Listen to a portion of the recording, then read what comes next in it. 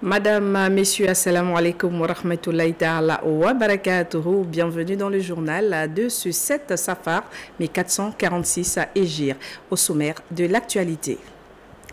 Des jeunes filles récompensées pour la mémorisation complète du noble Coran. La première édition de l'initiative Couronne de l'excellence a tenu toutes ses promesses samedi à la mosquée Mohamed VI de Trècheville. Le Sénafois est de retour pour sa 35e édition. Séminaire de formation islamique et managériale qui a commencé samedi se prolonge jusqu'au dimanche 18 août prochain. Vous verrez en image l'arrivée des premières délégations dans la ville de Mans. Et puis samedi à Bingerville, la Direction générale des impôts a invité les citoyens à déclarer et payer leurs impôts fonciers. L'institution vise cette année un montant de 205 milliards de nos francs. Merci de vous informer sur la télévision Al-Bayan. La 4e édition du séminaire d'apprentissage et de mémorisation du Coran organisé par le centre Cheikh Imam Saïd Koné s'est conclue samedi à Marabadiassa. C'est à 74 km à l'ouest de Bouaké. Cet événement qui a réuni 130 apprenants venant de diverses villes du pays. La cérémonie de clôture marquée par la présence de guides religieux, de parents et d'invités à célébrer la sortie des nouveaux Hafiz. La correspondance est de Isaac Sounakoni. Rassemblement des grands jours sur l'esplanade de l'ancienne grande mosquée de Marabadiassa. En boubou blanc et écharpe verte, en bandoulière, les 130 séminaristes venus de plusieurs localités du pays ont été formés à la mémorisation du Saint-Coran. Répartis en 4 catégories, les pensionnaires sont opérationnels. Pendant un mois, sous l'impulsion de l'encadrement, ils ont été soumis à un régime spécial. Les valeurs religieuses désormais acquises, ces enfants pourront impacter la société. Leur sortie a bénéficié du soutien de la première magistrate de Bodokro. Marabadiassa, je parle sous le contrôle du chef, est un village historique, c'est un village islamique et aujourd'hui il y a la sortie de nos enfants qui ont fini, comme on le dit, la lecture du Saint-Coran. Et nous sommes là aujourd'hui pour apporter notre soutien à la population de Marabadiassa. La session annuelle d'apprentissage et de mémorisation du Saint-Coran est une initiative de Cheikh Saïd Koné à travers son centre dédié. Elle a lieu tous les ans pendant les vacances scolaires avec pour objectif d'occuper sainement les enfants. On a commencé pour encadrer les enfants qui sont dans l'école, coraniques sont dans l'école, vraiment comme dans les moments de vacances. Donc les enfants ils vont faire beaucoup de choses en ville. On essaie de les regrouper dans une mosquée pendant un mois. Cette 4e édition a enregistré la 2e participation féminine. Les soutiens, eux, ont reçu des attestations de reconnaissance. Rendons-nous dans le district des Savanes, précisément à Korogo, capitale de la région du Poro, où un hommage a été rendu samedi aux 90 pèlerins de l'édition 2024 du Hajj. Ces hôtes d'Allah, issus de centres de formation pré-pèlerinage de la mosquée Abou Bakr au quartier 14, ont été honorés lors de cette cérémonie. Témoin pour vous, Saïd Sandona Koulibaly. 30 hommes et 60 femmes sont les heureux élus du centre de formation pré-pèlerinage qui ont eu l'occasion de visiter la Terre Sainte en cette année 2024. Rappelant les différentes stations du pèlerinage et leur importance, le conférencier a indiqué qu'il était important de préserver les acquis de ce voyage hautement spirituel. Allah aime les repentis. Allah aime ceux qui se purifient. Vous devez vivre maintenant une vie pure. Vous devez manger ce qui est pur. Faites maintenant ce qui est pur.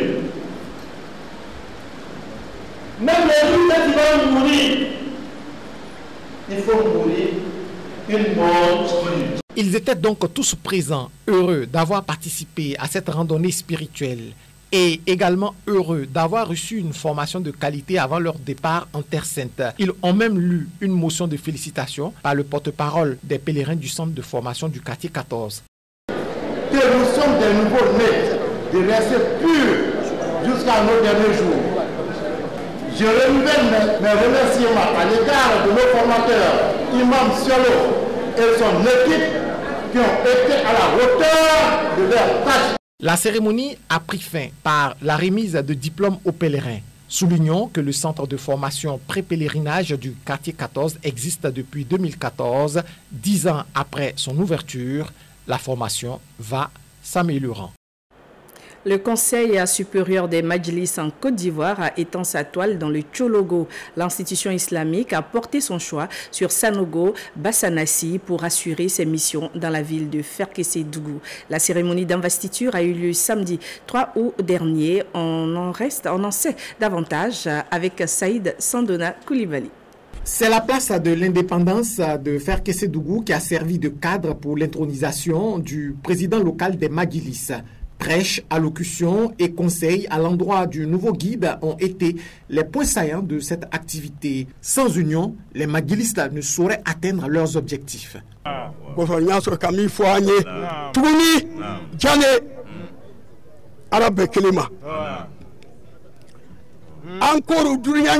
Ce sur quoi je vais insister est de vous appeler à l'union entre vous. Cette mission n'a pas pour but de rechercher les biens d'ici-bas. Depuis que l'honneur m'a été fait d'être le président d'honneur de cette structure, le devoir est pour moi de vous accompagner à réussir votre mission.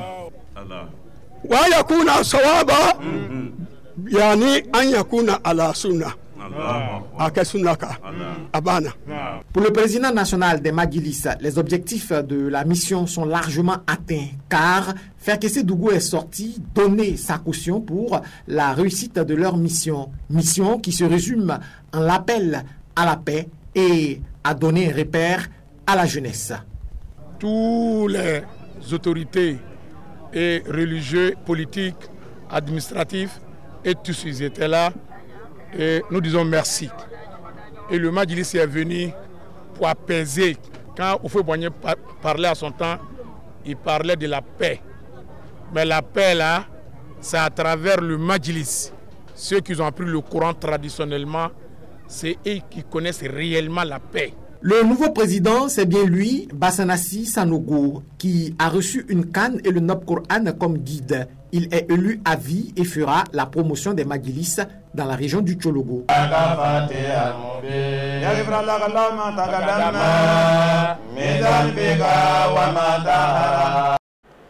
Les militants de l'Association des élèves et étudiants musulmans de Côte d'Ivoire, AEMC, séjournent à Mans depuis samedi. La capitale de la région du Tonkpi abrite la 35e édition du séminaire national de formation islamique et managériale Sénafois. Ibrahima Chamsoudine Fofana a suivi pour vous l'arrivée sur le sol manois des premiers séminaristes. Reportage. C'est aux environs de 15h10 que le premier car transportant les séminaristes en provenance d'Abidjan a affranchi le portail du lycée technique et professionnel de Mans, cadre qui abrite la 35e édition du Sénafois, séminaire national de formation islamique et managériale. Au pied des cars, une délégation de la mairie, en tête, le maire Aboubakar Fofana, accueille les visiteurs. On est venu vous accueillir, vous souhaiter en tout cas la bienvenue et souhaiter que ce moment de séminaire soit un moment d'apprentissage et que vous retourniez auprès de vos parents satisfaits, instruits, mais aussi que vous ayez connu d'autres frères de plusieurs autres régions, que les liens fraternels qui nous unissent et qui sont les liens que Allah subhanahu wa ta'ala a magnifiés dans le Coran, que ces liens soient renforcés. En tout cas, bon séminaire à vous, bon séjour à Mans. Et nous, au niveau de la municipalité de Mans, anciens de AMC, on va tout faire pour que ce séminaire soit une véritable réussite. Sur place, les commissions s'activent pour l'hébergement des séminaristes. Alhamdulillah, d'abord nous disons merci à Allah subhanahu wa ta'ala, le maître de l'univers qui vraiment dans sa grâce immense a facilité déjà le début du Sénafois. Il faut dire que depuis le 7, nous sommes sur le site du Sénafois. Nous avons les dortoirs que l'établissement a mis à notre possession vraiment et nous avons vraiment aménagé ces dortoirs-là. Plus de 10 cars ont relié Mans à partir d'Abidjan. Chacune des 31 régions du pays est présentée à travers des militants. Ce sont 800 séminaristes qui sont attendus. Revenons à Abidjan, précisément dans la commune Nzassa. Samedi à Treichville a eu lieu la première édition de l'initiative Couronne de l'excellence, un programme visant à soutenir des femmes ayant appris par cœur le noble Coran. Cette idée de la structure Ma vie avec le Coran a permis de récompenser plusieurs hafizat. Amara Diarasouba et Fatmata Kodio pour le compte rendu.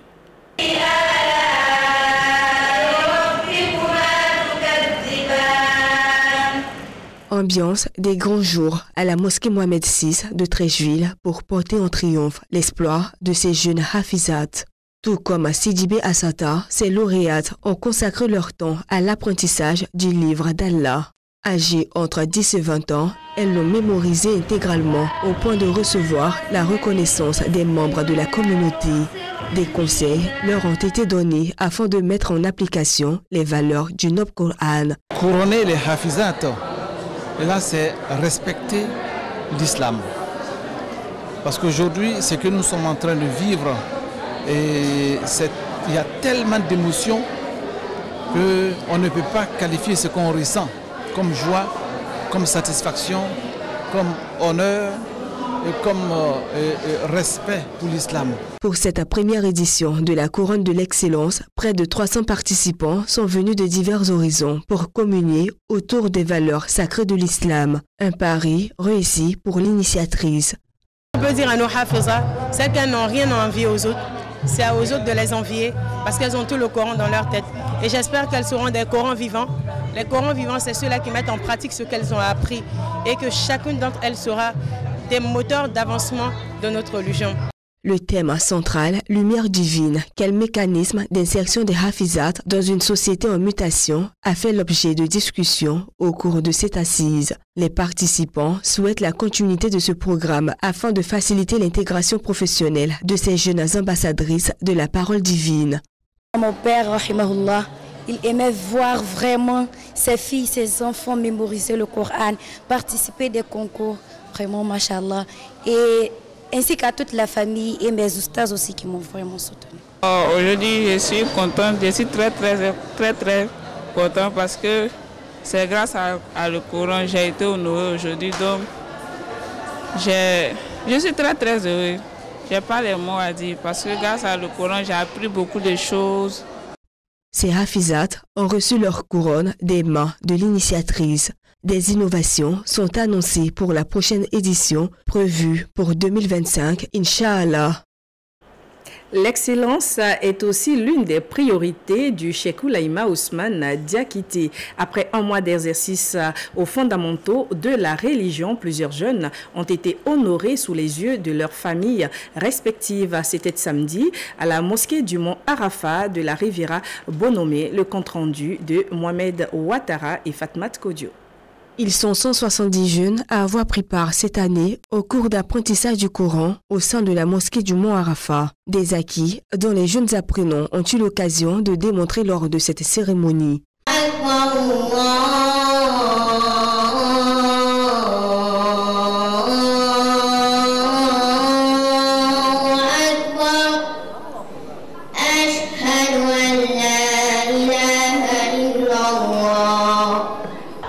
Les formations étaient bien.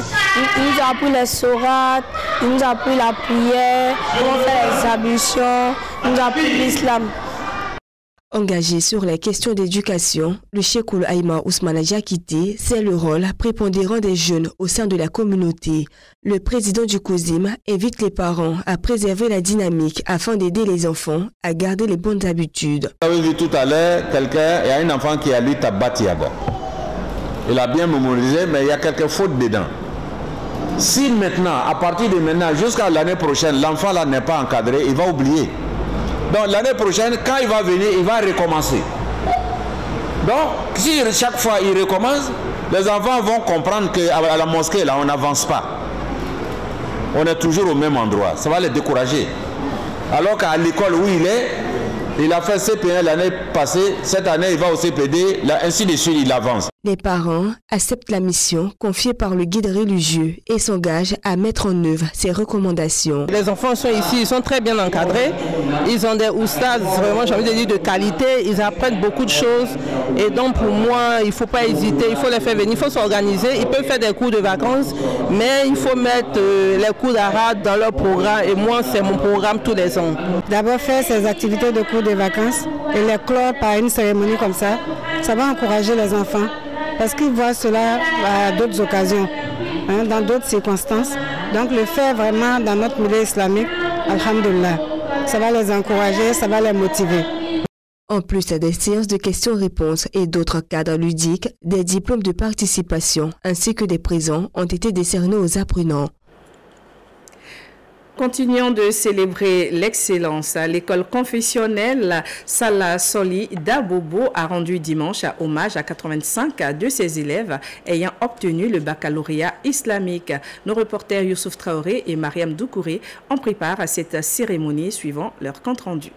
Après 11 années à apprendre le contenu entier du noble Coran, ces jeunes achèvent leur cursus de formation avec en poche le baccalauréat arabe, un couronnement qui mérite bien une célébration. L'objectif est, selon le directeur général, de véhiculer un modèle de réussite à une jeunesse en quête de repères. Nous donnons la leçon où nous conscientisons nos enfants, nos élèves, contre la dégradation, parce que nous voyons plein de personnes après avoir fait les études arabophones, ils deviennent autre chose dans la société.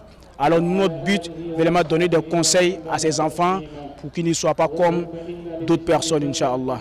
Afla des Debout est le nom attribué à cette 22e promotion baptisée Promotion Oustaz Touré. Le président de la cérémonie, représenté pour l'occasion, exhorte les jeunes à promouvoir les valeurs islamiques. Le message que j'ai apporté à l'endroit de ces jeunes, d'y croire à eux-mêmes, d'y croire à eux-mêmes. L'islam, c'est un, c'est pas deux. Il faut croire à l'islam et l'embrasser avec les deux bras, pas avec un bras. Après 11 années d'études, nous voilà enfin. Le grand jour, le grand moment est arrivé pour nous de célébrer l'obtention de notre baccalauréat en arabe. Ce jour est un jour solennel et un jour inoubliable pour nous. La joie est débordante pour nous. Nous sommes vraiment très contents. La dernière journée pour les bacheliers de la promotion 2024 à l'école confessionnelle islamique Salaf Soli a été ponctuée par un moment de partage avec le personnel d'encadrement. Changeons à présent de tableau. 205 milliards de francs CFA, c'est le montant de l'impôt foncier que souhaite collecter la Direction générale des impôts au titre de l'année 2024. Samedi, la DGI a procédé au lancement d'une campagne visant à encourager la déclaration et le paiement de l'impôt foncier. C'est la commune de Bergerville qui a été choisie pour la phase pilote de cette opération. On en sait plus avec Youssouf Traoré et Safiat Kouyaté. Cette campagne intitulée Cité citoyenne, organisée en collaboration avec la direction du cadastre, vise à encourager les locataires et les bailleurs à prendre conscience de l'importance de leur contribution à travers l'impôt foncier. Selon le directeur du cadastre, sont déclarés seulement un tiers des 350 cités que compte la ville d'Abidjan. Ces 350 cités immobilières sur l'étendue du territoire d'Abidjan, nous avons constaté qu'un tiers, un peu plus d'un tiers, ne sont pas connus dans le fichier de la direction du cadastre. Et donc nous avons décidé d'abord d'identifier toutes ces cités immobilières afin de les inviter à faire leur déclaration. En Côte d'Ivoire, l'impôt foncier, ou encore appelé impôt de masse, compte plus de 600 000 contribuables. Cette rencontre a été le moment opportun de sensibiliser ces derniers à accomplir ce devoir citoyen. Ce que je voudrais rappeler, l'impôt foncier est un impôt de masse. On dit impôt de masse, c'est un impôt qui regroupe plusieurs contribuables. La gestion de cet impôt, qui est un impôt de masse, a besoin d'être travaillée, c'est-à-dire de procéder à la sensibilisation, à la communication des contribuables, tous ceux qui doivent payer. Ceux qui le font aisément, nous allons les encourager. Ceux qui sont réfractaires, ces campagnes-là vont nous permettre de les amener à comprendre qu'il est de leur devoir de contribuer à la charge publique. Cette initiative est à sa 2e édition dans cette cité. Les résidents en sortent édifiés car selon eux, cette démarche permet de répondre aux questionnements liés à ce sujet. Pour qu'il y ait une réussite de cette activité, nous en tant qu'habitants de la cité, nous en tant que président de la cité Promosum, nous allons sensibiliser, nous allons communiquer sur la question du foncier afin que tous les habitants, afin que tous ceux qui ont un bien immobilier puissent adhérer à cette activité. Cette action de sensibilisation s'inscrit dans le cadre de l'optimisation et de l'accroissement des recettes fiscales en général et de l'impôt foncier en particulier et elle durera tout au long de cette année 2024. La Côte d'Ivoire a 64 ans. Depuis le mercredi 7 août dernier, pour marquer l'événement, des célébrations ont eu lieu à travers plusieurs villes du pays. À Tanda, le préfet du département a invité les populations à l'unité et à la cohésion, comme nous l'explique Safiat Kouyaté. Pour la journée commémorative du 64e anniversaire de la Côte d'Ivoire indépendante, la ville de Tanda marque un arrêt festif. Lors de son discours inaugural à la préfecture de Tanda, le préfet du département de la ville, Koné Tamkoli Benoît, a exhorté ses administrés à l'union et à l'entente pour le développement de la ville. Poursuivant, le préfet a exhorté toutes les forces vives de ce département à transcender leurs divergences de quelque nature que ce soit afin d'œuvrer ensemble au meilleur devenir de la circonscription. Dans un élan de paix, il a appelé les populations à la cohabitation pacifique, à la cohésion sociale en vue du développement harmonieux du département et de la région afin d'assurer l'émergence de la Côte d'Ivoire. Benoît Koné a aussi invité les producteurs récalcitrants à mettre fin à la vente illicite de la noix de cajou vers l'extérieur, un secteur dans lequel la Côte d'Ivoire enregistre une baisse importante. Une ambiance festive émaillée de défilés, de chants et de danses tradis modernes a clôturé cette cérémonie. Et c'est la fin de cette édition. Merci de votre aimable attention et bon début de semaine, toujours sur la télévision Al Bayan. Wassalamu alaikum wa rahmatullahi ta'ala wa barakatuh.